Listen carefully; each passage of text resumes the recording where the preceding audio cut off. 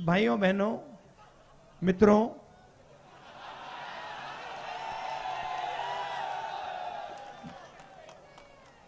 अच्छा यात्रा में दूसरी बात होती है, यात्रा में हम 8 घंटे चलते हैं,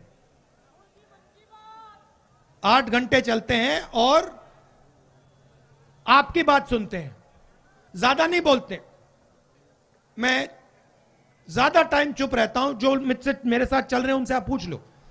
आज मेरे साथ किसान चले हैं, युवा चले हैं, माताएं बहनें चली हैं, व्यापारी चले हैं, पंडित चले हैं। मैं बोलता नहीं हूं, मैं सुनता हूं। 2-3 सवाल पूछता हूं, कैसे हो, परिवार कैसा है, क्या कर रहे हो, क्या मुश्किल है, किन चीजों को बदला जा सकता है, यह सवाल पूछता हूं और सुनता हूं। 8 घंटे सुनता हूं और घड़ी देख लेना आप, 15 मिनट 20 मिनट में बात करता हूं। मतलब 8 घंटे सुनता हूं, 15-20 मिनट बोलता हूं। मतलब 8 घंटे आपकी मन की बात चलती है, 15 मिनट मेरी मन की बात चलती है। इसीलिए मैं भाइयों बहनों को कह रहा था 15 मिनट मेरे हैं, 15 मिनट तो बोलने दो। तो ये यात्रा हमने नफरत, हिंसा, डर के खिलाफ शुरू की। देखिए,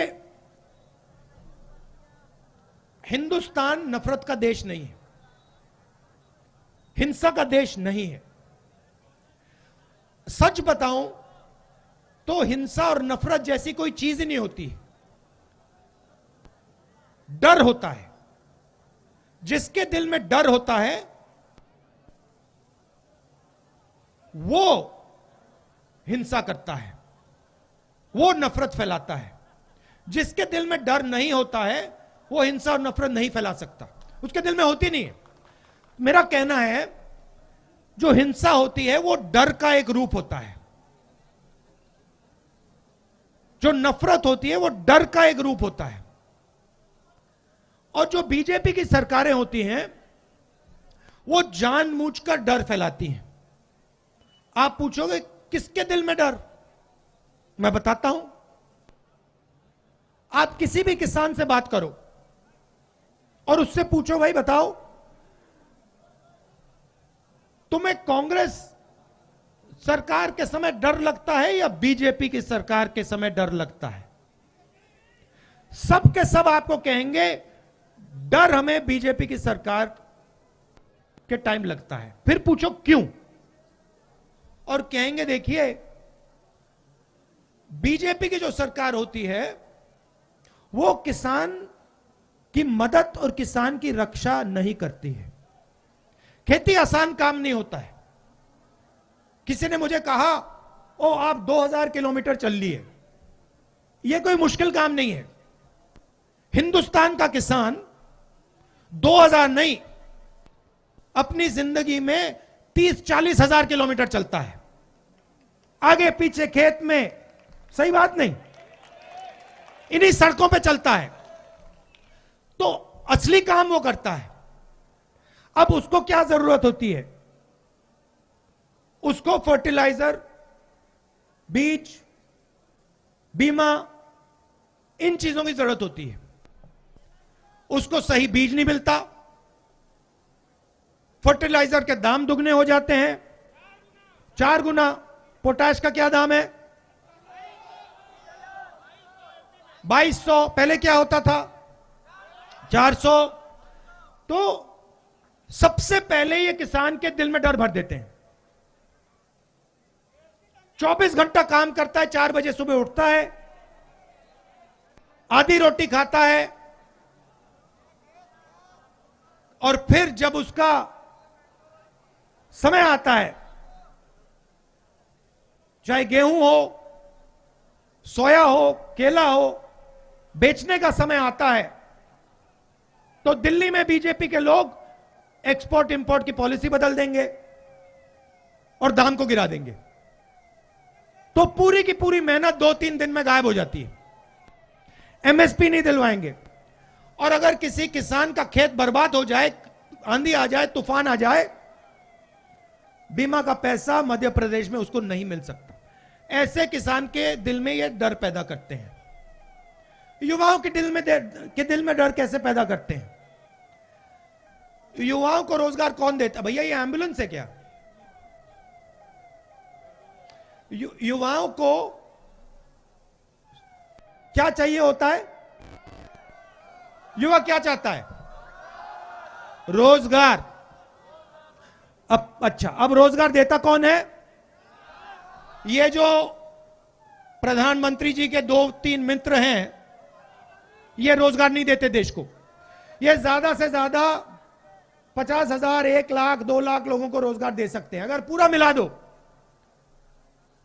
रोजगार कौन देता है? रोजगार छोटा व्यापारी देता है। सही सिर हिला रहे हो? सही।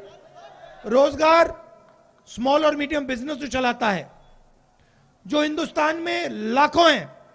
कोई 300 लोगों को रोजगार देता है, कोई 500 को, कोई 2000 को, कोई 10,000 को। छोटे छोटे मिडिल साइज बिजनेस, जैसे यहां पे दुकानें हैं, इन दुकानों में लोगों को रोजगार मिलता है। ऐसी लाखों करोड़ों दुकानें हैं हिंदुस्तान में, ये रोजगार देते हैं। रोजगार पब्लिक सेक्टर से मिलता है।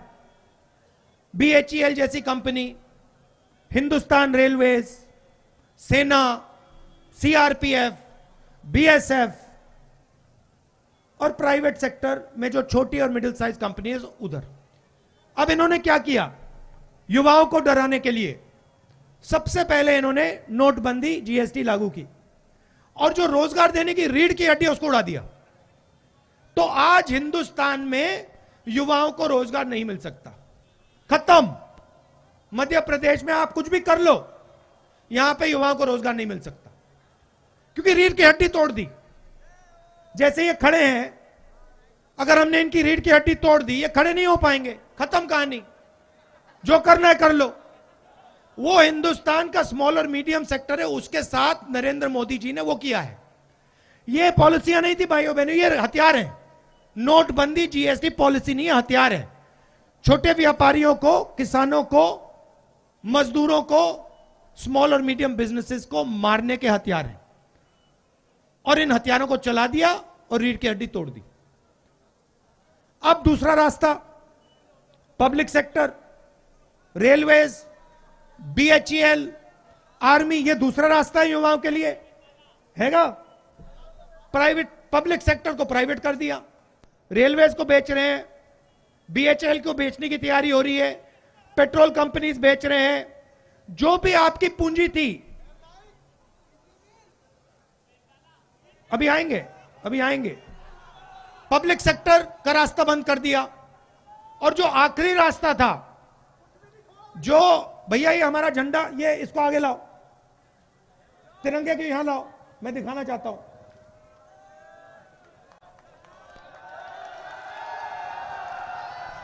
इसको हाँ ऐसे पकड़ो। अब देखो ये, अब देखो, मैं आपसे सवाल पूछना चाहता हूं, इसकी रक्षा कौन करता है? इसकी रक्षा हिंदुस्तान की सेना करती है, सही। एयरफोर्स करती है, नेवी करती है। अब मुझे आप बताइए, इन सड़कों पे हजारों युवाओं ने मुझे कहा है कि हमने इस झंडे की रक्षा करने के लिए ट्रेनिंग की है। 4-4 बजे सुबह हम उठते हैं और दौड़ते हैं, वेट लिफ्टिंग करते हैं। पहले क्या होता था, जो इसकी रक्षा करता था उसे सेना कितने साल की नौकरी देती थी? जिंदगी भर। मतलब अगर इस झंडे की रक्षा आपने की तो हिंदुस्तान की सरकार जिंदगी भर आपकी रक्षा करेगी। ये पैक्ट था, ये रिश्ता था। रिश्ता क्या था? अगर एक युवा इस झंडे की रक्षा करना चाहता था तो हिंदुस्तान की सरकार उससे हाथ मिला के कहती थी, आपने अपनी जिंदगी इस झंडे को दी, आपकी जिंदगी भर की रक्षा हिंदुस्तान की सरकार आपकी करेगी। यह रिश्ता था। अब यह रिश्ता, यह पवित्र रिश्ता, इस रिश्ते को नरेंद्र मोदी जी ने तोड़ दिया है। कैसे तोड़ा? नरेंद्र मोदी जी कहते हैं कि जो भी युवा इस झंडे की रक्षा करना चाहता है उसे हम 6 महीने की ट्रेनिंग देंगे और 4 साल बाद उसे लात मार के भगा देंगे, उसे बेरोजगार कर देंगे और उससे कहेंगे कि बेटा तुमने अपनी जिंदगी इस झंडे को देने की चाहिए थी, 6 महीने की हम तुम्हें ट्रेनिंग देंगे, 4 साल तुमसे काम देंगे और फिर जिंदगी भर तुम्हें बेरोजगार बना देंगे। यह नया रिश्ता है। भाइयों बहनों, मैं नहीं कह रहा हूं, गलतफहमी में मत रहो। कन्याकुमारी से मध्य प्रदेश तक हजारों युवाओं ने मुझे यह बात बोली है, एक ने नहीं, हजारों युवा ने मुझे कहा है कि हम सेना के लिए अपनी जान देने के लिए तैयार थे, हमसे यह रास्ता क्यों छीना गया है। बिल्कुल गलत काम है।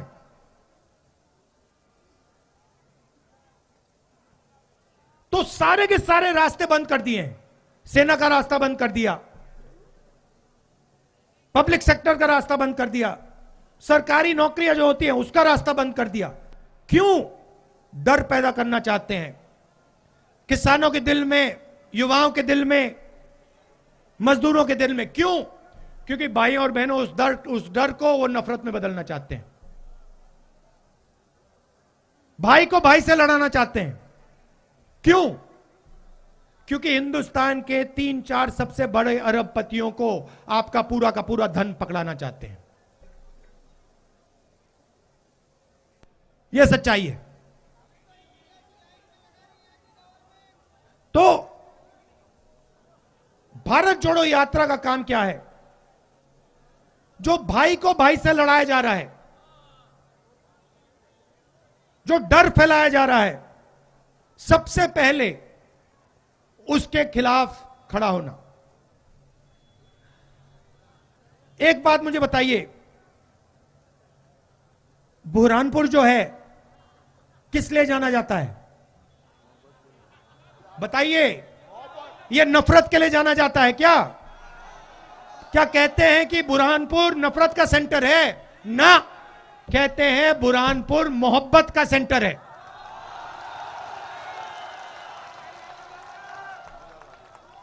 ये हम आपको नहीं कह रहे हैं, ये आप हमें कह रहे हो।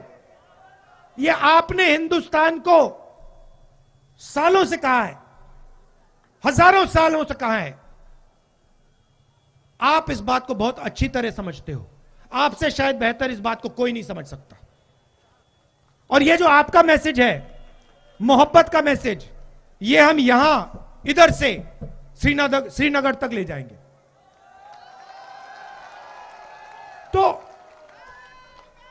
यात्रा के दो और लक्ष्य। एक, जो देश में भयंकर बेरोजगारी है, जो पब्लिक सेक्टर को बेचा जा रहा है, प्राइवेटाइज किया जा रहा है, जो सरकारी जो पोजीशंस हैं जो फुल करी नहीं जाती, भरी नहीं जाती,